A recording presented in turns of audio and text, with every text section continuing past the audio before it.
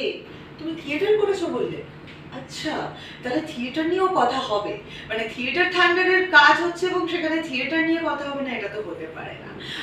আমরা আগে ওনার জার্নিটা শুনবো 2018, তারপরে মানে 18 থেকে এখনো অবধি জার্নিটা, যেখানে উনি প্রথম ব্রেক পেয়েছেন, একটা মুভি করছেন। তো এই যে একটা মানুষের জার্নি, যেখানে একজন মানুষ শুরু করেন ধরুন একটা একটা স্বপ্ন নিয়ে, এবং আলটিমেটলি একটা জায়গায় এসে ওনার মনে হয় যে হ্যাঁ আমি একটা কিছু অ্যাচিভ করতে পেরেছি। অভিনয় জগতে এরকম মানুষকে আমরা যখন পাই তখন তার এক্সপিরিয়েন্সটা জানার খুব ইচ্ছে করে, তাই আজকে সায়ানি থেকে জেনে নেব তার এক্সপিরিয়েন্স। তো 2018-এ কিভাবে মানে হঠাৎ করে ভাবা যে আমি এরকম কাজ করব, নাকি 2018-তে একদম ডিটারমাইন্ড যে না আমি সিরিয়ালে শুরু করব?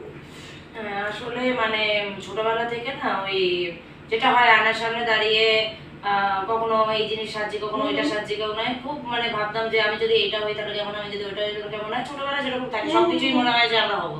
আচ্ছা।